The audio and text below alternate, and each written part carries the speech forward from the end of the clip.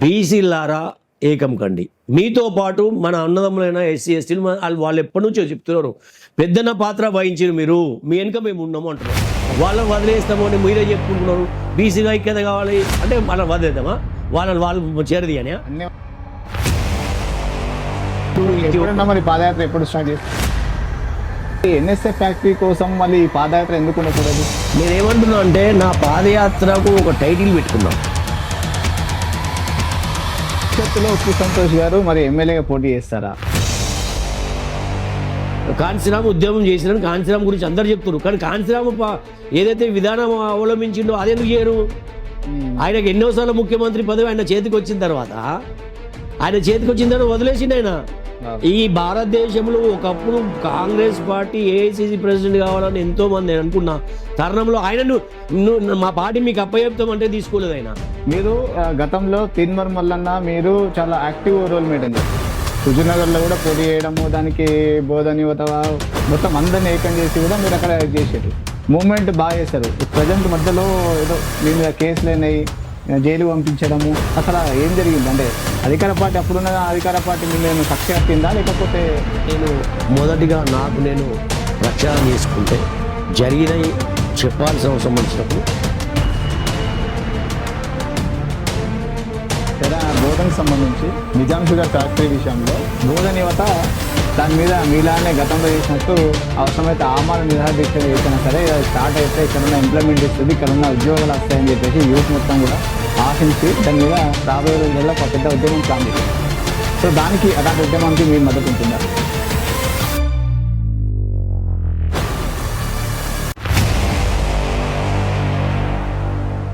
ఆ టైంలో మీకు రాకపోవడానికి కారణం ఏందన్నా?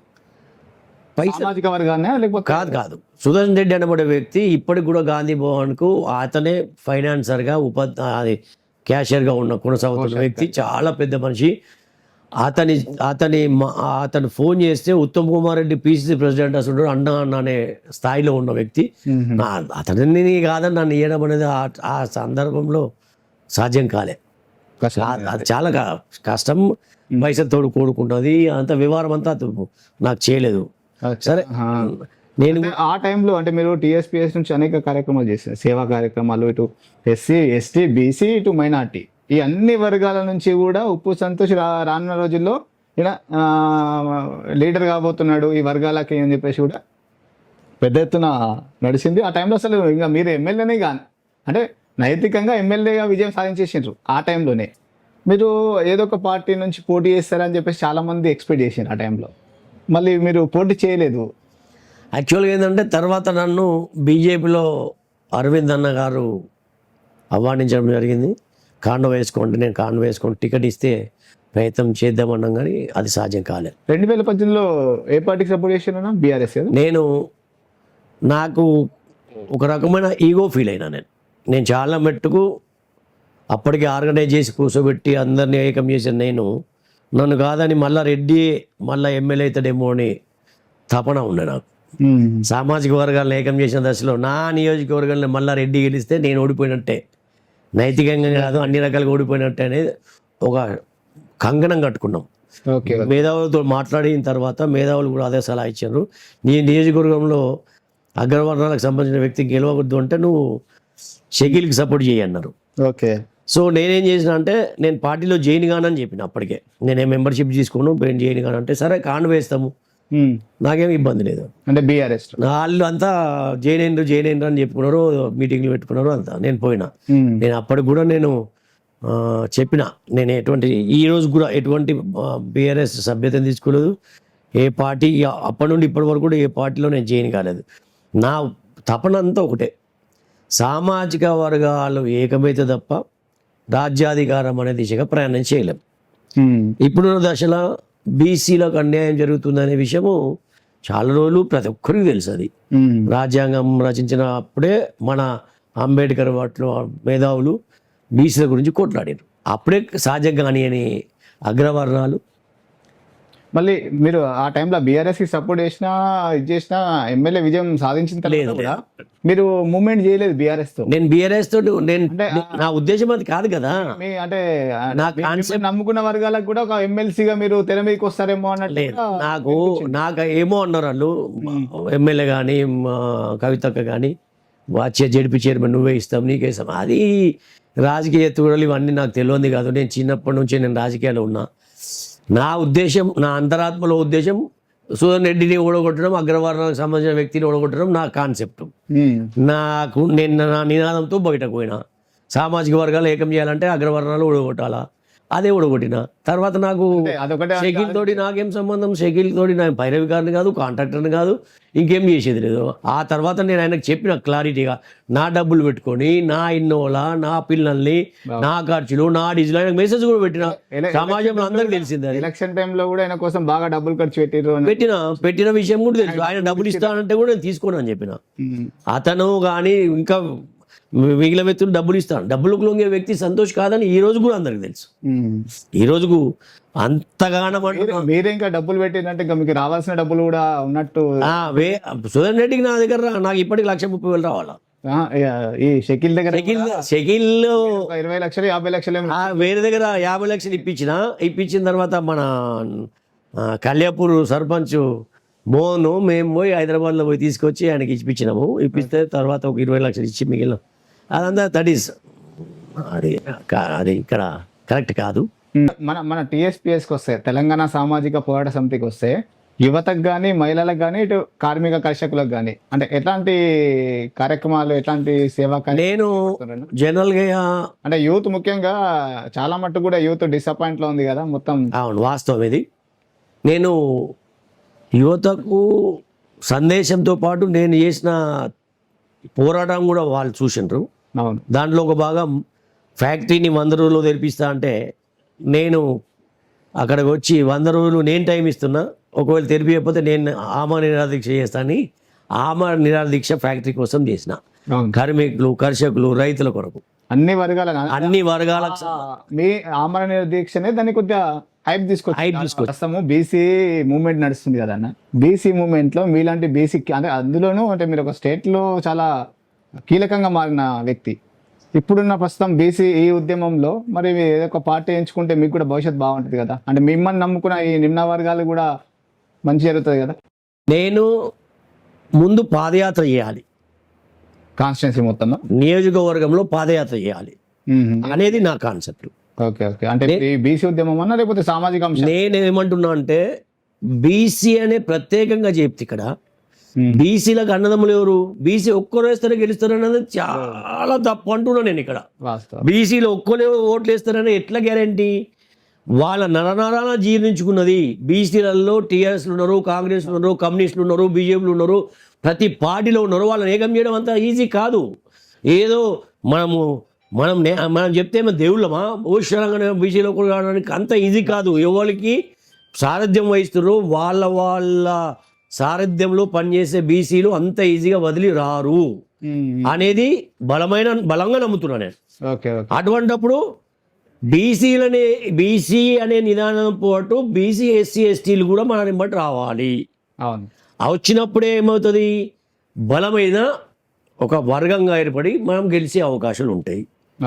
బీసీలారా ఏకం కండి. మీతో పాటు మన అన్నదమ్ములైన ఎస్సీ ఎస్టీలు వాళ్ళు ఎప్పటి నుంచో చెప్తున్నారు, పెద్దన్న పాత్ర వహించారు మీరు, మీ వెనుక మేము ఉన్నాము అంటున్నారు. వాళ్ళని వదిలేస్తాము అని మీరే చెప్పుకుంటున్నారు. బీసీగా ఐక్యత కావాలి అంటే మనం వదిలేద్దామా? వాళ్ళు చేరది అని అన్ని వర్గాలను కలుపుకుందాము. అయితే దాంట్లో నేను చెప్తే ఇప్పుడు ఎవరికి ఎక్కదు. ఇప్పుడు నేను మేధావి అనే మేధావితోటి చర్చ చేయడం అనేది మూర్ఖత్వమవుతుంది. ఆయన మేధావి ఆయననే అనుకుంటాడు కాబట్టి నాకు చెప్పినాడు ఎవడు నాదే కాన్సెప్ట్ కరెక్ట్ అనుకుంటాడు కాబట్టి నేను ఎవరికి చెప్పదలుచుకోలే. నేను ఒక్కడిక్కడ ఏమని చెప్తున్నా, అర్థం చేసుకోండి, ఆలోచించండి. ఈగోలు వ్యక్తిగతంగా ఉన్నాయన్ని వదిలేసి ఏకంగండి. అయితే దానికి ఎవరు వినరు కాబట్టి నేను ఒక ప్రయోగాత్మకమైన ప్రణాళిక చేసుకున్నా. అది నా నియోజకవర్గంలోనే. నా నియోజకవర్గంలో పాదయాత్ర పెట్టి ఇప్పుడు దూరమైన అనుకుంటున్నాను పాదయాత్ర పెట్టి తెలంగాణ సామాజిక యాత్ర నాది. మరి ఎన్ఎస్ఏ ఫ్యాక్టరీ కోసం మళ్ళీ పాదయాత్ర ఎందుకు ఉండకూడదు? నేనేమంటున్నా అంటే నా పాదయాత్రకు ఒక టైటిల్ పెట్టుకున్నా, ఓకే. తెలంగాణ సామాజిక యాత్ర. సామాజిక యాత్ర. యాత్ర అదొకటే ఉండదు, అదొకటే ఉండదు. చేస్తారా? నా యాత్రలో భాగంగా మొదటిది మా జీవనోపాధికి సంబంధించి కార్మిక కర్షక రైతులకు సంబంధించిన ప్రతిదీ ముడిపడి ఉన్న మా నియోజకవర్గమైన ఆసియాలో అతిపెద్దదైన ఫ్యాక్టరీ నా మొదటి ఎజెండా ఉంటుంది. నా యాత్రలో భాగంగా ఎన్నో ఎజెండాలు ఉన్నాయి. ఇంటర్వ్యూ మరి పాదయాత్ర ఎప్పుడు స్టార్ట్ చేస్తుంది? ఇక్కడ అన్ని సమస్యల మీద నా యాత్రలో అన్ని సమస్యల మీద స్లోగన్ ఉంటుంది. అన్ని సమస్యల మీద స్పందిస్తాము, సమస్యల మీద స్పందిస్తాము, ప్రజల్లో ఏకం చేస్తాము. ఇది ఒకటి చేయడానికి ప్రయత్నంలో నా పాదయాత్ర ఉంటుంది అతి త్వరలో. అది కూడా జనవరి అనుకుంటున్నాను నేను. మేబీ అటు ఇటు అయినా నేను జనవరిలో. భవిష్యత్తులో ఉప్పు సంతోష్ గారు మరి ఎమ్మెల్యేగా పోటీ చేస్తారా? అరే రాజ్యాధికారం కావాలంటే ఫస్ట్ నేనే రాజకీయ నాయకుడిని కాదు కదా. అటువంటిప్పుడు నేను నా ప్రయోగం ఏంది, నా ఇంట్లో నా నియోజకవర్గంలో పాదయాత్ర చేసి తర్వాత మా ప్రజలతో మమేకమై ప్రజలందరిని ఏకం చేసిన తర్వాత వాళ్ళు నిర్ణయిస్తారు, నేను కాదు నిర్ణయించేది. నేను యుద్ధం చేసినా నేనే ముఖ్యమంత్రి కావాలని అనుకోవడం అనేది కరెక్ట్ కాదు. దానికి ఉదాహరణలు మస్తుగా ఉన్నాయి. ఇప్పుడు కాంచీరామ్ ఉద్యమం చేసిన కాంచీరామ్ గురించి అందరు చెప్తున్నారు, కానీ కాంచీరామ్ ఏదైతే విధానం అవలంబించిండో అదెందుకు చేయరు? ఆయనకు ఎన్నోసార్లు ముఖ్యమంత్రి పదవి ఆయన చేతికి వచ్చిన తర్వాత వదిలేసిండు ఆయన. ఈ భారతదేశంలో ఒకప్పుడు కాంగ్రెస్ పార్టీ ఏఐసిసి ప్రెసిడెంట్ కావాలని ఎంతో మంది అనుకున్న తరుణంలో ఆయనను మా పార్టీ మీకు అప్పచెప్తామంటే తీసుకోలేదు ఆయన. నీకు ఇక్కడ నాయకుడికి కావాల్సిన లక్షణాలు ఏంటి అంటే ప్రధాన లక్షణాలు త్యాగం, తెగింపు, మళ్ళా సేవాగుణం, మళ్ళా ఆర్థికానికి సంబంధించిన దానికి జోలికి పోకపోవడం, ఆర్థిక నిందలకు తావివ్వకపోవడం. ఈ 4 లక్షణాలు ఉంటే ప్రజలు నమ్ముతారు. లేదు అంటే ఇంట్లో ఏదో ఒకటి ఉన్నా ప్రజలు నీ వ్యక్తిగత స్వార్థాన్ని ప్రజలు గమనిస్తుంటారు. మనం ఈ విషయం పక్కన పెడతాన్నా, మీరు గతంలో తీన్మార్ మల్లన్న మీరు చాలా యాక్టివ్ రోల్ మెయింటైన్ చేశారు. హుజూర్నగర్లో కూడా పోటీ చేయడము, దానికి బోధన యువత మొత్తం అందరిని ఏకం చేసి కూడా మీరు అక్కడ చేశారు. మూమెంట్ బాగా చేశారు. ప్రజెంట్ మధ్యలో ఏదో మీ మీద కేసులు అయినాయి, జైలు పంపించడము, అసలు ఏం జరిగింది? అంటే అధికార పార్టీ అప్పుడున్న అధికార పార్టీ మీ మీద కక్ష కట్టిందా లేకపోతే? నేను మాట్లాడదలుచుకోలేదు. ఈ సందర్భం చాలా మంది జనాలకి అదొక సందిగ్ధం అయితే ఉంది. సందిగ్ధం నిర్వీర్యం చేస్తారని సందిగ్ధం ఉంది, నేను కాదనట్లేదు. నేను మొదటిగా నేను ప్రక్షాళన చేసుకుంటే జరిగినవి చెప్పాల్సిన అవసరం వచ్చినప్పుడు తప్పకుండా చెప్తాం. నేనేమంటున్నా, అక్కడ ఒక అగ్రవర్ణాన్ని ఓడగొట్టడం తృప్తి మిగిలిన తర్వాత తీన్మార్ మల్లన్న హుజూర్నగర్లో పోటీ చేస్తా అన్నప్పుడు ఫస్ట్ మొదటి ఫోన్ నాకు చేసి నన్ను రమ్మనడం జరిగింది. దాంట్లో పోయినాం. నేను ఆల్రెడీ నాకు తెలుసు మా ఓడిపోతామని కూడా తెలుసు. అది అందులో నువ్వు కూడా ఒక భాగస్వామివి. నా ఎంబట వచ్చారు అంతా. అయితే ఇక్కడ చాలా ప్రశ్నలు ఉత్పన్నమవుతాయి. సందర్భం వచ్చినప్పుడు ఇంకా మీ కాంటాక్ట్ ఉన్నారా లేకపోతే మళ్ళా నా ఇంటికి వచ్చిండు? ప్రెసెంట్ మొన్న వచ్చిండ్రు మా ఇంటికి. మా పెళ్లికి రాలేని పరిస్థితిలో అప్పుడు పెళ్ళి అంటే గుర్తొచ్చిందన్న. ఏంది ఆ పెళ్లి ఏంది? మొత్తం అన్ని రకాలమైన పశు పక్షాదులు అవన్నీ పెట్టి, అంటే ఒక కొత్త డిఫరెంట్ కాన్సెప్ట్ తోని ఆ మ్యారేజ్ కనిపించింది. ఏంది అంటే జనరల్ గా నాకు ఒక డిఫరెంట్ ఉండాలా. నాది లవ్ మ్యారేజ్. అవునా? నా లవ్ మ్యారేజ్ నేను చేసుకోలేకపోయినా. నా చిన్న కుమారుడు ఎలా చేసుకుంటూ నాకు తెలియదు ఇప్పుడున్న సమాజంలో. నా పెద్ద కుమారుడు పెళ్ళి నా చేతిలో ఉంది. దాన్ని ఒక డిఫరెంట్ స్టైల్గా చేయాలని ఒక తపన ఉండే. అది నా చిన్నప్పటి నుంచి నాకు ఉండే లక్షణమే. అది డిఫరెంట్ చేస్తా నేను. కాకపోతే పట్టు అనుకున్నది సాధించే వరకు పోరాటం చేసే రకం. ఓడిపోతే కూడా జీర్ణించుకునే మనసు కాదు నాది. కాబట్టి నేను ఇంకా ప్రయాణంలో భాగంగా ఇంకా చాలా చాలా చేసేటువంటి. ఓకే.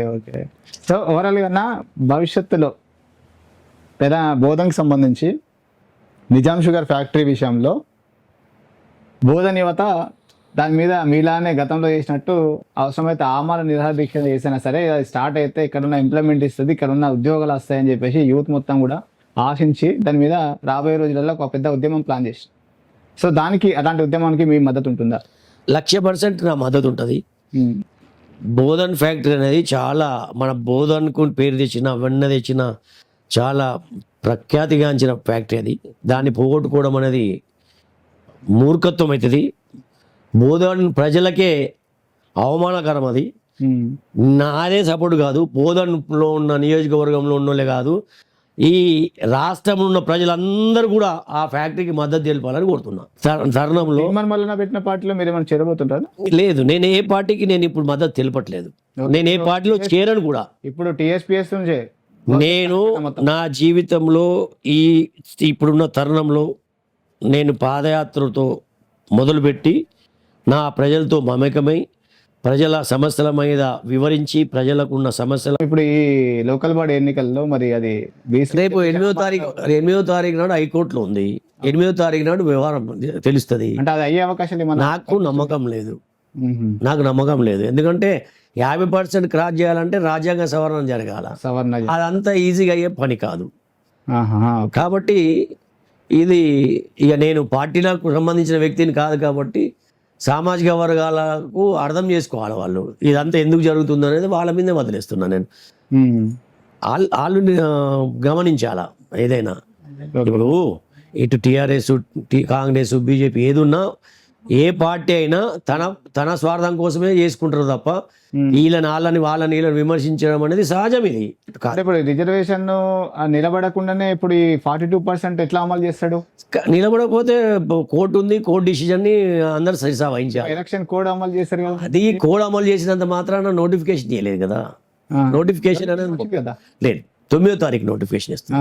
అదే జియో ప్రకారం నోటిఫికేషన్ 9వ తారీఖు ఇస్తారు. 9 అంటే వాళ్ళు 8ని దృష్టిలో పెట్టుకొని 9కి పెట్టారు వాళ్ళు.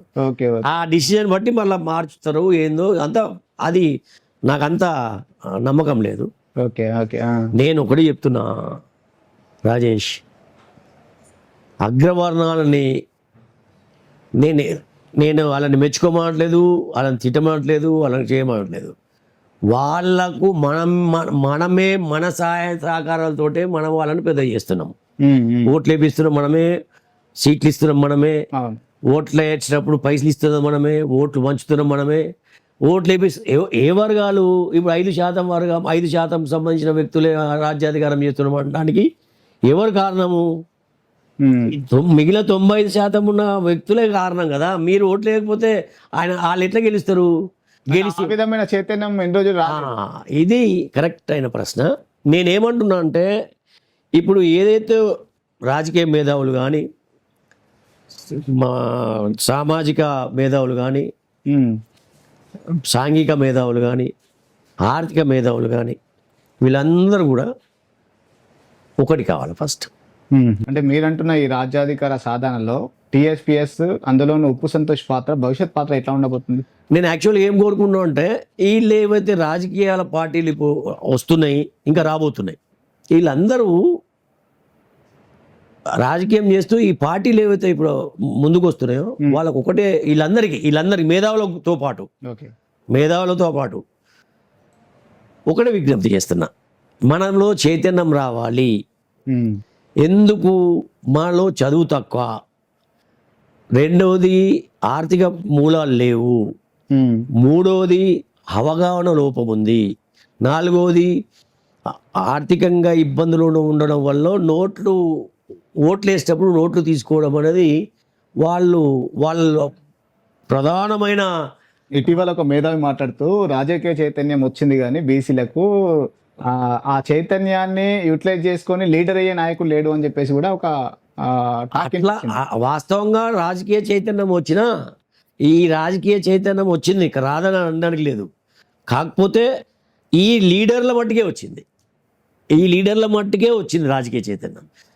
ఏదైతే అట్టడుగు వర్గాల ఉన్న గ్రామాలలో మూలాలు ఉన్న గ్రామాలకు చేరలేదు. నేనేమంటున్నా ఇక్కడ అది చేర్చే బాధ్యత ఎవరిది? మనము టీవీలలోనో ఇంటర్వ్యూలలోనో పేపర్ల ద్వారానో మనం డప్పు కొట్టుకోవడం కరెక్ట్ కాదు. నేనేమంటున్నా, సామాజిక వర్గాలనే బీసీ ఎస్సీ ఎస్టీలని రాజకీయ చైతన్యం చేయాలి ఫస్ట్. అందులోకి రాజకీయ నాయకులను తయారు చేయాలి, యువత అందులోకి రమ్మని చెప్పాలి. వాళ్ళ ద్వారా ఏం చేయాలి? ఇప్పుడు XYZ ఒక పార్టీ పెట్టిండు, రాజకీయం బీసీలకు రాజకీయ అధికారం రావాలని. నువ్వు ఎక్కడో ఉండి చేస్తే కాదు. నేనేమంటున్నా అంటే నువ్వు ఇప్పుడున్న తెలంగాణలో 119 నియోజకవర్గాలు ఉన్నాయి. 119 నియోజకవర్గాలను ఒక అభ్యర్థులు ఎంకో. సరే, సామాజిక వర్గాల మీద అవగాహన ఉన్నోన్నో లేకుంటే ఆర్థిక బలాలు ఉన్నోళ్ళు లెంకొని అతని ద్వారా ప్రతి గ్రామానికి పోయి నువ్వు నోటు తీసుకుండడం వల్ల ఓటు వేస్తున్నావు. ఓటు వేయడం వల్ల అగ్రవర్ణాలు రాజ్యాధికారం చేస్తున్నారు. వాళ్ళే అన్ని సంస్థలు వాళ్ళే ఉన్నాయి, అన్ని రాజకీయ అధికారం వాళ్ళేది ఉన్నది. అక్కడ నష్టపోతున్నాము, మనము ఇంకా ఇబ్బందులు పడుతున్నాము. మనం చదువు అందట్లేదు, విద్య అందట్లేదు. మెయిన్ ఈ 2 కారణాల వల్లనే మన ఆర్థిక స్థితిగతులు మూలన పడుతున్నాయి. విద్య అందట్లేదు, ఆరోగ్యం అందట్లేదు. ఈ విద్య ఆరోగ్యం చేయాలంటే లక్షలలో కావాలి. అప్పులు అవుతున్నాయి, అప్పుల పాలై ఏం చేయలేక పైసలకు అలవాటు పడుతున్నాం మనము. ఈ పైసలు అనబడేదాన్ని కట్టడి చేయాలా? లేదు, ఒకవేళ కట్టడి చేయలేం, సాధ్యం కాదు, వాళ్ళు ఇస్తూనే ఉంటారు. నేనేమంటున్నా అంటే ఆ చైతన్యం మనకు తీసుకురావాలి. తీసుకోవద్దు అనే విషయం కాకుండా సరే ఓటు మాత్రం తీసుకోవడము. యాక్చువల్గా రాజ్యాంగంలో ఎన్నికల విధుల ప్రకారము డబ్బులు ఇవ్వడం అనేది నేరం. వాళ్ళ కళ్ళు కప్పి తాగిపోయడము, తినిపియడం ఇవన్నీ మనం చూస్తున్నాం కదా. ఇవి కట్టడి చేయలేకపోతున్నది గవర్నమెంట్, ప్రభుత్వము. సరే, దాంట్లో ఎన్నో లొసుగులు ఉన్నాయి, అది దాంట్లో అటు సైడ్ బోదలుచుకోలేదు. కాకపోతే వీళ్ళు తీసుకుంటున్నారు అంటే, మన వర్గాలు తీసుకుంటున్నారు అంటే తీసుకుంటున్నారు. ఎందుకు? పాపం వాడికి ఆ గతికి ఆ సమయానికి 1000 రూపాయలు అనేది 1,00,000 రూపాయలతో సమానం. ఆయనకి తీసుకో, కళ్ళు కప్పిస్తున్నారు కాబట్టి తీసుకొని నువ్వేం చేయాలా? నీ జాతి బిడ్డ ఎక్కడ ఉన్నాడు, నీ వ్యక్తి ఎక్కడ ఉన్నాడు, నీ బీసీ సమాజం ఎక్కడ ఉన్నది, నీ సామాజిక సమాజం ఎక్కడ ఉన్నది, అతనికి నువ్వు ఓట్లేసి అతనికి గెలిపించుకొని. నేనేమంటున్నా, డబ్బులు ఎవరైతే పంచుతున్నాడు అగ్రవర్ణాలు ఎవరి ఏదో ఎక్కడికెళ్ళో కొల్లగొట్టిరు. ఎక్కడ కొల్లగొట్టినా అందులో వాటా మనది ఉంది కదా, సామాజిక వర్గాల వాటా ఉంది కదా. ఏ రూపంలో కొల్లగొట్టినా మన వాటా మనకి ఇస్తున్నారు అనుకోండి. అది కాక ఇంకా మూర్ఖత్వం వహించి వాళ్ళు పైలు ఇచ్చిర్రు, మా కలకల జరుగుతుంది, మా భార్య పిల్లలకి ఏమవుతుంది, దేవుళ్ళ మీద ఒట్టేపించినాము, దేవుళ్ళు ఏమన్నా శపిస్తారు. ఇవి మూర్ఖత్వం అంటున్నాను నేను. అది ముందు అక్కడ చేస్తే అది మారితే రాజకీయం అనేది మారుతుంది. రాజకీయ సమాజంలో అట్టడుగు వర్గాలలో ఇది నింపకపోతే ఎన్ని పార్టీలు వచ్చినా, ఎంత మేధావులు కొట్లాడినా ఆ రాజధానికి మట్టుకే ఆగిపోవాల్సి వస్తుంది. మళ్ళీ వాళ్ళే వస్తారు, వాళ్ళే వంచుతారు, వాళ్ళే పంచిపిస్తాం, వాళ్ళని గెలిపిస్తాం. ఇప్పుడు మరి అంటే మీరు ఇప్పుడు ఈ లోకల్ బాడీ ఎన్నికల్లో మీ తరపున ఉన్న మీ సామాజిక నేతలను ఏమన్నా పోటీలో నిలబెడుతున్నారన్నా, లేకపోతే ఏదైనా పార్టీకి సపోర్ట్ చేసి ఈ వర్గాలకు ఏదైనా